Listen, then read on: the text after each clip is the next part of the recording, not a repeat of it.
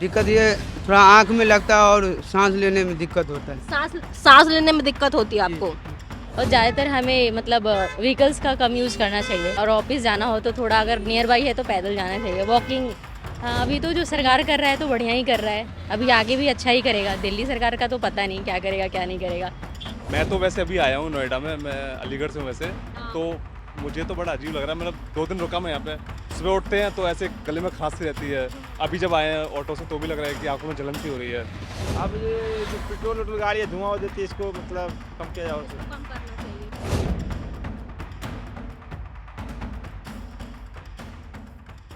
आंखों में जलन और सांस लेने में धुआं महसूस हो रहा है। ये है दिल्ली एनसीआर का आलम।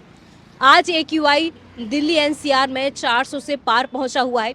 ये बात हमें आंकड़ों से आपको बताने की जरूरत नहीं है, पीछे आप बहुत ही आराम से और साफ तरीके से देख सकते हैं कि क्या हालात है आज दिल्ली एनसीआर के। यही हालात दिल्ली के भी हैं। यहाँ भी हवा की गुणवत्ता काफ़ी खराब हो चुकी है। मुझे इस वक्त बोलना है इसलिए मैंने मास्क उतारा हुआ है, वरना ये जो माहौल है, ये जो वातावरण है, बिना मास्क के घूमने लायक नहीं है। बेहद ही खतरनाक और जहरीली हवा है। आज सुप्रीम कोर्ट ने दिल्ली सरकार को जमकर फटकार भी लगाई इसी मामले पर।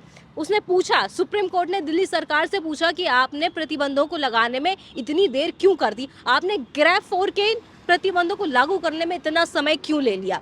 और सुप्रीम कोर्ट ने सीधा सीधा ये भी कह दिया कि जब तक हम आपको इजाजत नहीं देंगे आप ग्रैब 4 के प्रतिबंधों को हटा नहीं सकते। दरअसल ग्रैब 4 के प्रतिबंधों के तहत दिल्ली के अंदर भारी भरकम वाहनों को आने की इजाजत पूरी तरह से प्रतिबंधित कर दी जाती है, उन्हें रोक दिया जाता है। इसके साथ ही स्कूल भी बंद कर दिए गए, सिर्फ 11वीं और 12वीं कक्षा के ही बच्चे स्कूल जा सकते हैं। तो आइए हम यहाँ के लोगों से जानने की कोशिश करते हैं जो यहाँ इस वक्त मौजूद है, यहाँ अपना काम कर रहे हैं, ऑटो चला रहे हैं, लोग निकल रहे हैं, उन्हें किस तरह की रोजमर्रा में दिक्कतें होती हैं और वो क्या सोचते हैं। आपका क्या नाम है? हेडी मासो। तो आप रोज यहाँ ऑटो रिक्शा चलाते हैं, आपको क्या दिक्कत हो रही है? जो आपको ये धुआं दिख रहा है, ये चादर दिख रही है, इससे आपको क्या रोजमर्रा में दिक्कत महसूस होती है? दिक्कत तो आँख में लग रहा है। आँख में लग रहा है। अच्छा, आप यहाँ ऑटो चलाते हैं? जी, जी। रोज चलाते हैं? जी जी, रोड चला। आज जो आपकी धुआं दिख रहा है आपके आसपास इतना ज्यादा, इससे आपको क्या दिक्कत महसूस हो रही है? दिक्कत ये थोड़ा आँख में लगता है और सांस लेने में दिक्कत होता है। सांस लेने में दिक्कत होती है जी, आपको? जी, आंखों में भी लग रहा है? जी जी। आपको क्या लगता है कि सरकार को इस बारे में क्या कदम लेने चाहिए? सरकार को इसका बारे में कदम उठाना चाहिए, संन्यास लेना चाहिए। तो ये आलम तो हर साल बनता है, चाहे दिल्ली की बात हो चाहे एनसीआर की बात हो। तो इसको लेकर के आपको क्या लगता है कि क्या कुछ कदम नहीं उठाया जा रहा है, फिर क्या कुछ ठीक नहीं हो रहा है? नहीं, सरकार को इस पे ध्यान देना चाहिए, आम पब्लिक पे देखना चाहिए। ये आँख में लगता है और सांस लेने में दिक्कत होता है।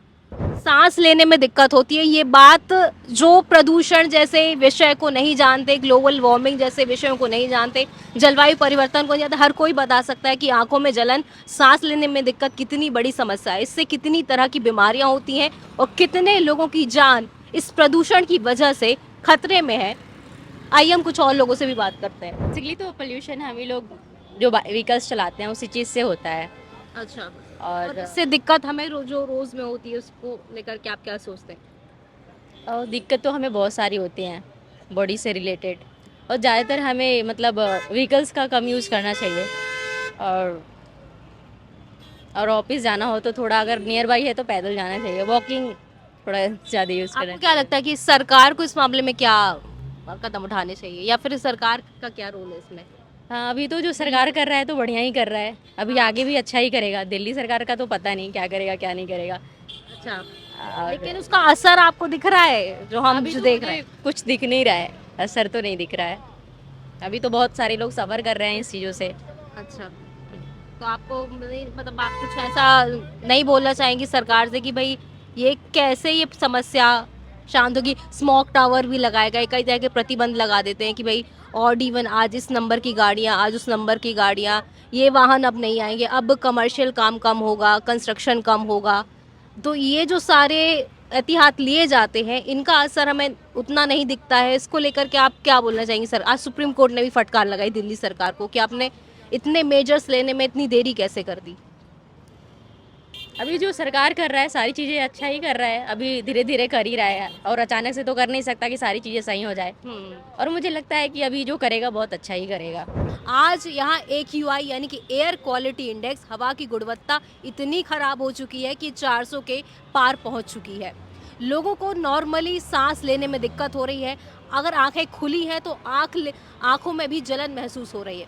इसी को लेकर सुप्रीम कोर्ट ने भी आज दिल्ली सरकार को जमकर फटकार लगाई कि प्रतिबंध लगाने में इतनी देरी कैसे हो गई। इतना ही नहीं, सुप्रीम कोर्ट ने यह भी कहा कि जब तक हम आपसे नहीं कहते, आप किसी तरह के प्रतिबंध हटा नहीं सकते हैं। प्रदूषण दिल्ली और दिल्ली NCR की एक ऐसी समस्या है जो हर साल आती है, हर साल दिखती है, कहर बरपाती है, लेकिन समाधान कुछ समझ नहीं आता। लेकिन दिखता है कुछ, तो वो है कि सांस लेने में समस्या।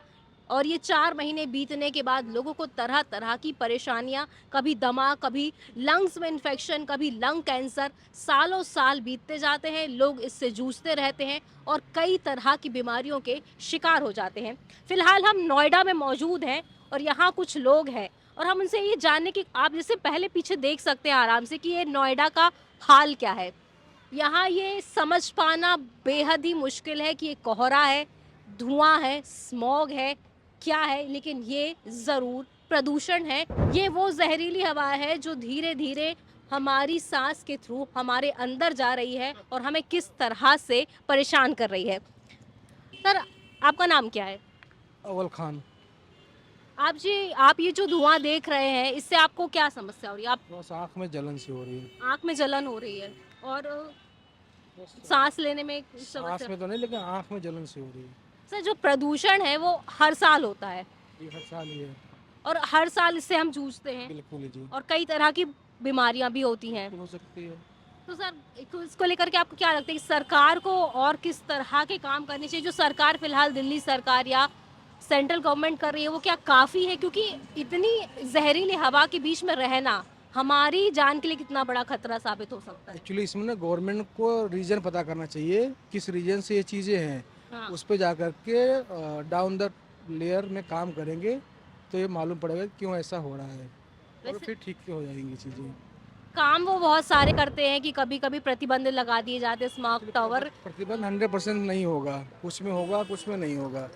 जो छोटी चीज़ें होंगी वहाँ तो हो जाएगा, मेजर लेवल पे वो चीज़ नहीं होती होंगी। इसके लिए ऐसा है यार। तो आपको लगता है कि सरकार ने अभी तक वो चीज़ नहीं जाने की? एक्चुअली सरकार भी क्या करेगी जब लोग भी नहीं करेंगे। लोग भी जागरूक होने चाहिए, सरकार के ऊपर सारी चीज़ें डाल देने से नहीं होता है ना। तो सर, आपको लगता है लोग भी जागरूक नहीं है? Exactly, अगर लोगों का कंट्रीब्यूशन इसमें है तो उनको भी ध्यान रखना चाहिए। अगर फैक्ट्रीज़ है, फैक्ट्रीज़ को ध्यान रखना पड़ेगा। फिर गवर्नमेंट को जो उनके ऊपर बैन करना है वो बैन करें। जैसे बहुत सारी आसपास में डाइंग हाउसेस चल रहे होंगे, वहाँ पे भी है, चिमनीज हैं वहाँ पे हैं, वो सारी चीज़ों को कंट्रोल करने के बाद ही ठीक होगा ये चीज़ें। इसमें सिर्फ सरकार की गलती नहीं है, लोगों को भी जागरूक होना होगा। जो प्रदूषण जो हमारे लिए समस्या है, वो कितनी बड़ी समस्या है ये हम आपसे भी जानते हैं। आप ये धुआं देख रहे हैं अपने आसपास। जी, जी। इसे हम पोल्यूशन बोलते हैं। हाँ, स्मोक है बेसिकली।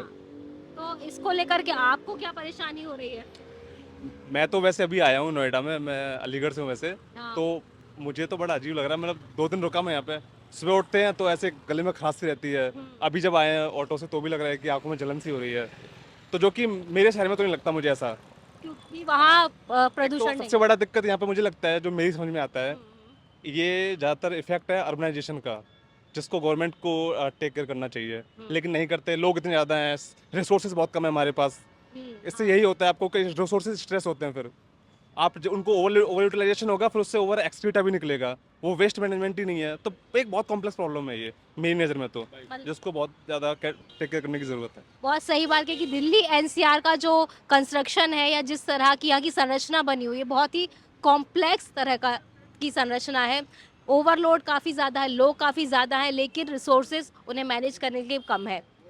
हम आपसे भी जानना चाहेंगे सर, आपका नाम क्या है? मेरा नाम बंटू चौधरी।